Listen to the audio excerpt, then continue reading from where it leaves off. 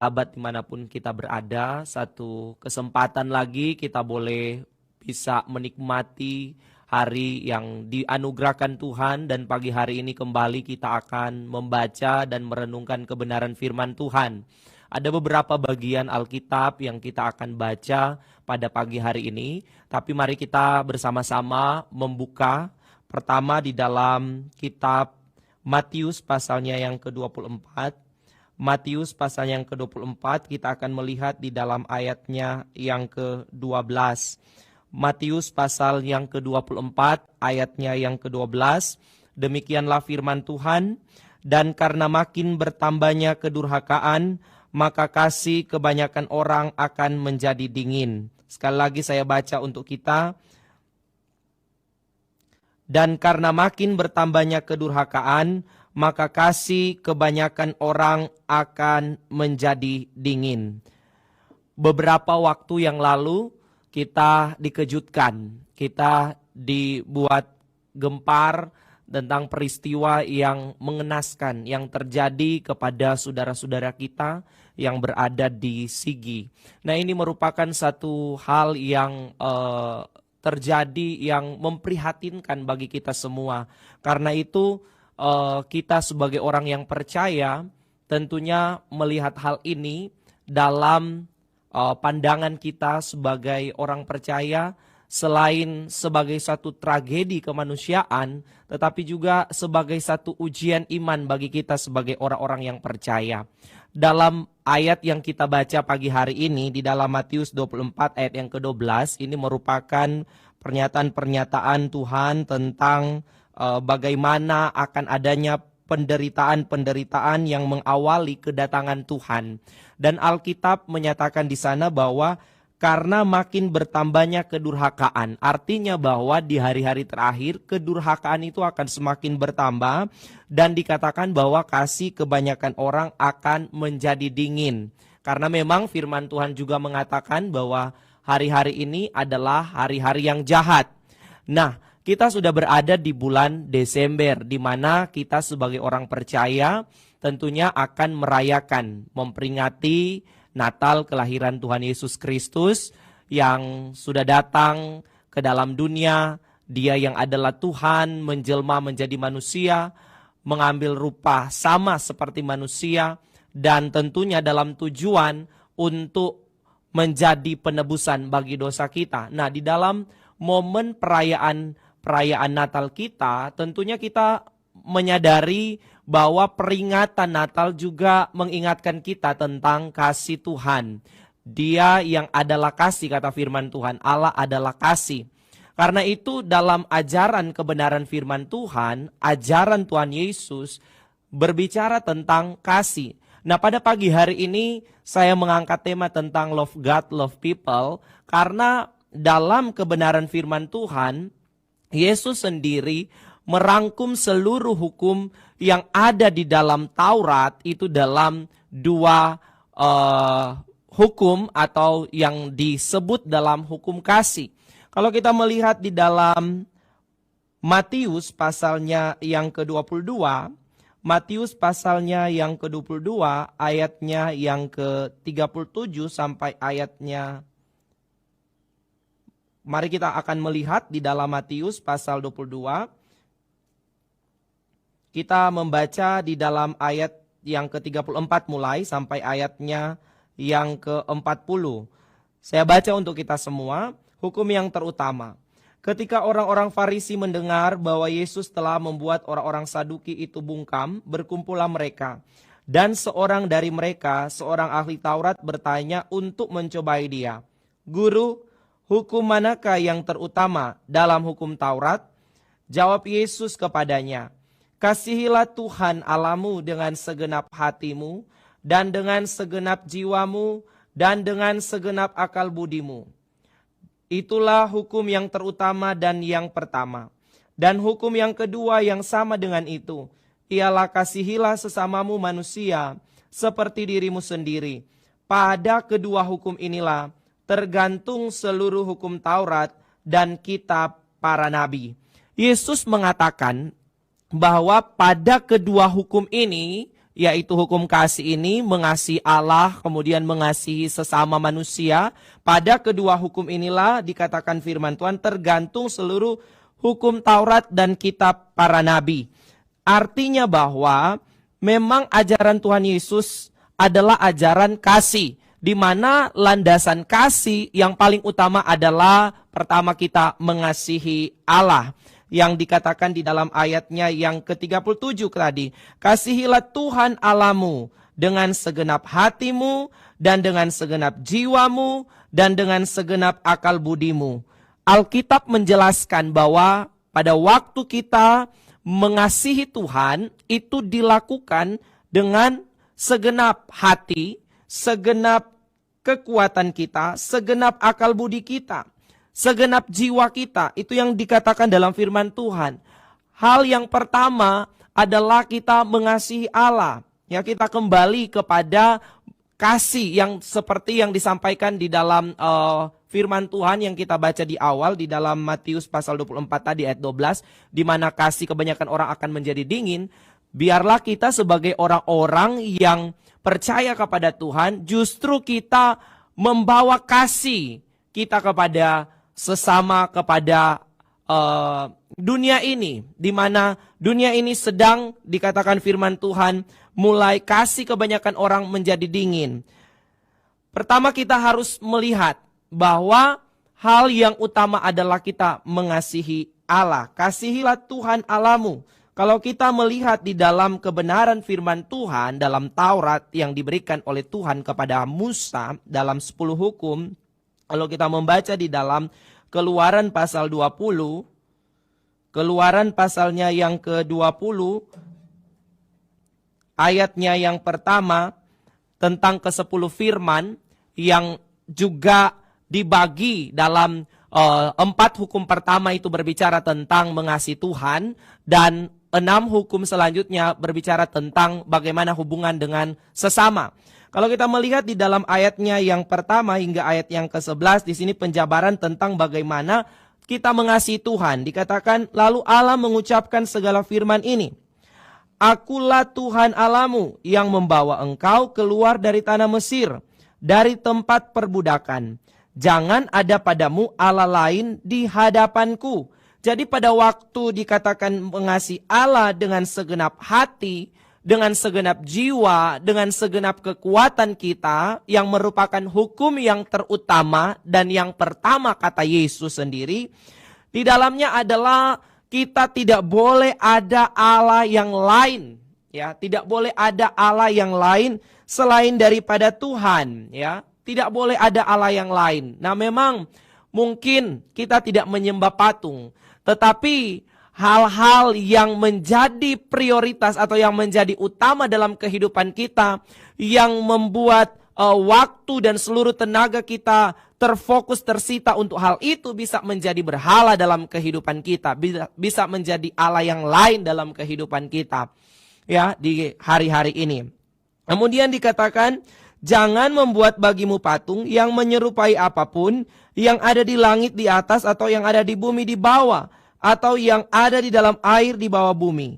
Jangan sujud menyembah kepadanya atau beribadah kepadanya, sebab aku Tuhan Allahmu adalah Allah yang cemburu, yang membalaskan kesalahan bapa kepada anak-anaknya, kepada keturunan yang ketiga dan keempat dari orang-orang yang membenci aku. Tetapi aku menunjukkan kasih setia kepada beribu-ribu orang, yaitu mereka yang mengasihi aku dan yang berpegang pada perintah-perintahku.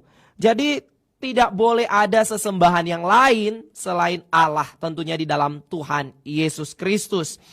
Kemudian ketika kita mengasihi Allah, dalam penjabaran di dalam 10 hukum itu dikatakan di dalam ayat 7 Keluaran 20, jangan menyebut nama Tuhan Allahmu dengan sembarangan, sebab Tuhan akan memandang bersalah orang yang menyebut namanya dengan sembarangan.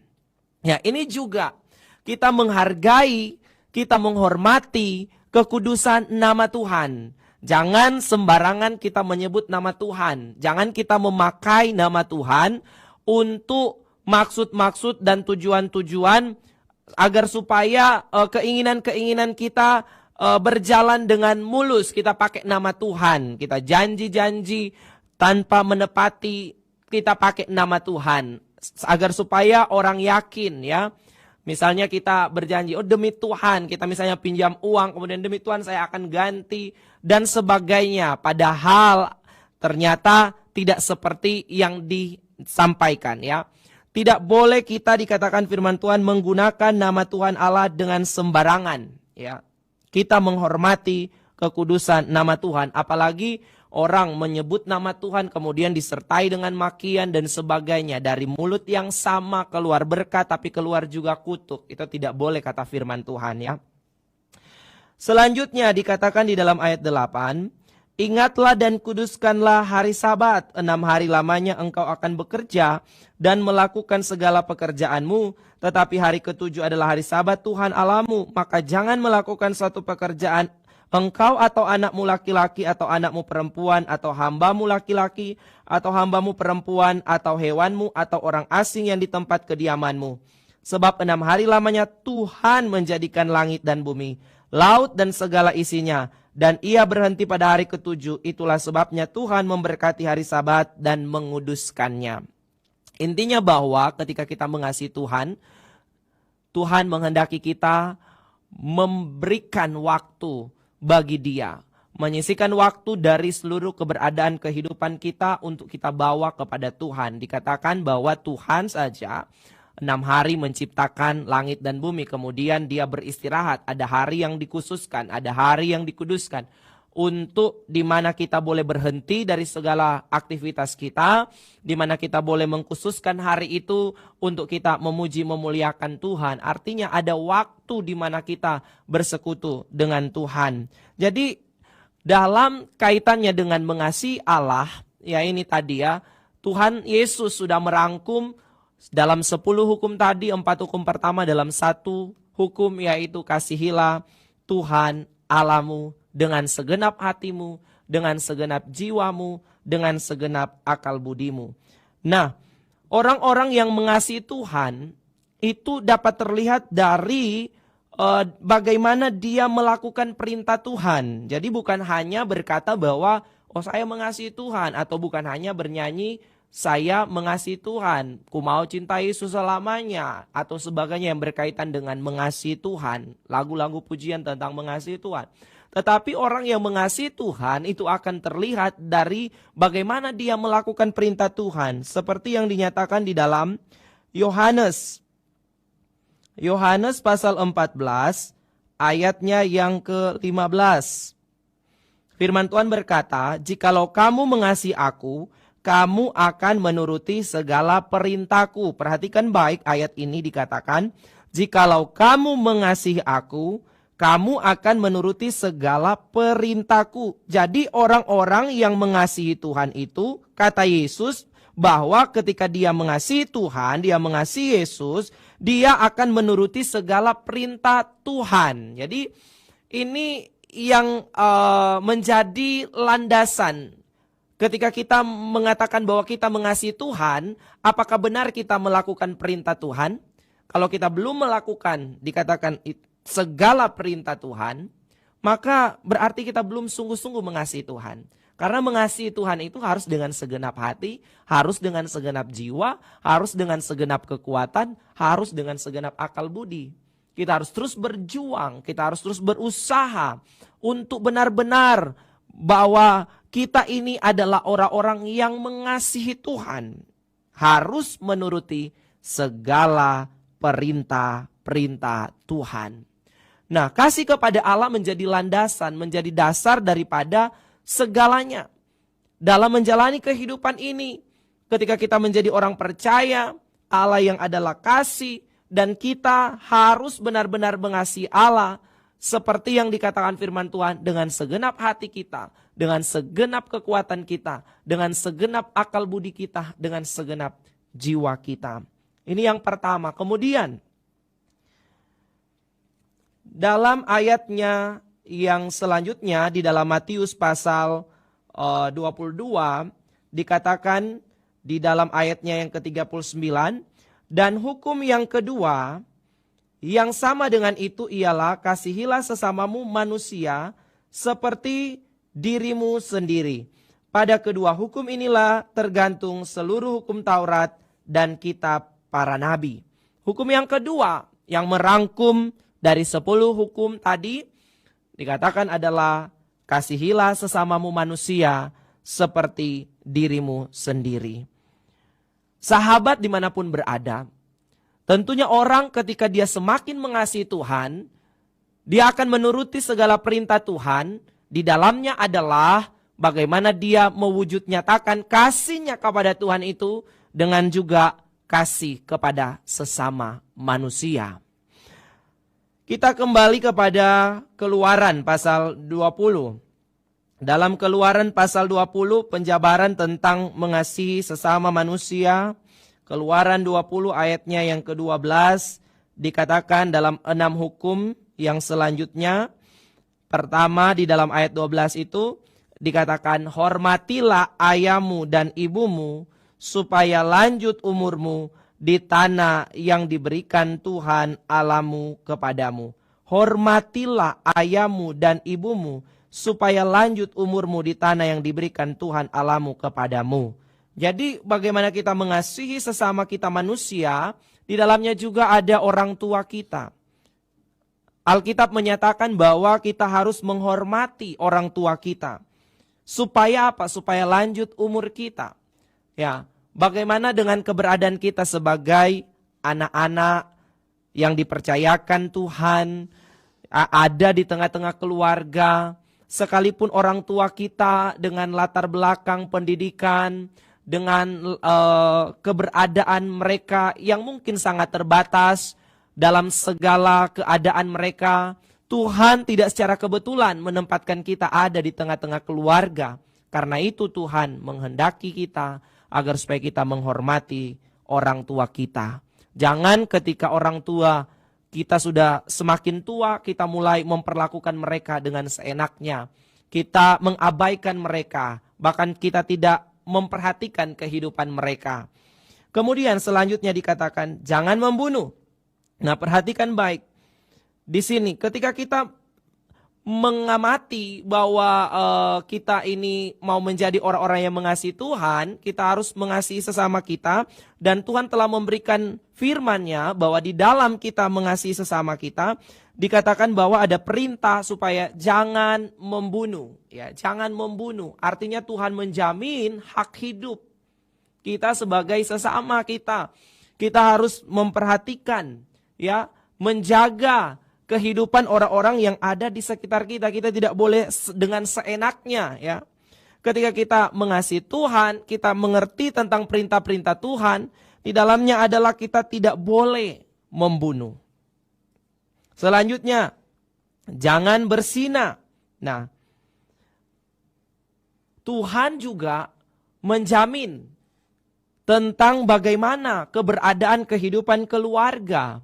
Ya, jangan sampai, ya, istri orang lain diambil, suami orang lain diambil, ya.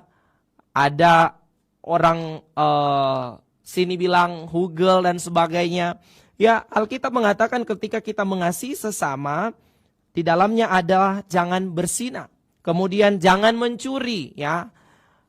Apa yang bukan menjadi milik kita, jangan kita ambil, ya. Seperti hari-hari ini kan, contoh orang sudah menata baik-baik, menanam bunga, kemudian diambil dan sebagainya. Peliharaan dan sebagainya juga diambil. Hanya orang katakan mau cari gampangnya saja.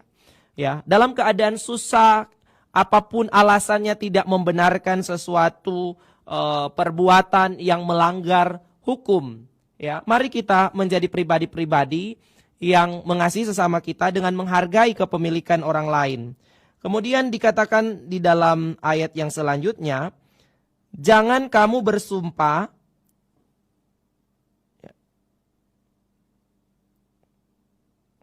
Ya, kita melihat dalam ayat yang selanjutnya, ya, di dalam Keluaran 20 tadi, dikatakan, lain jangan mencuri, jangan mengucapkan saksi dusta tentang sesamamu.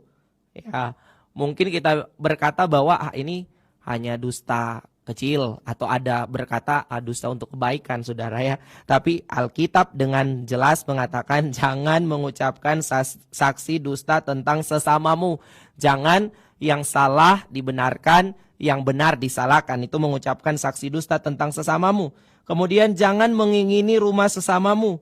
Jangan mengingini istrinya atau hambanya laki-laki atau hambanya perempuan atau lembunya atau keledainya atau apapun yang dipunyai sesamamu. Ini dalam 6 hukum ini dirangkum dalam satu hukum yang disampaikan oleh Tuhan, yaitu kasihilah sesamamu manusia seperti dirimu sendiri.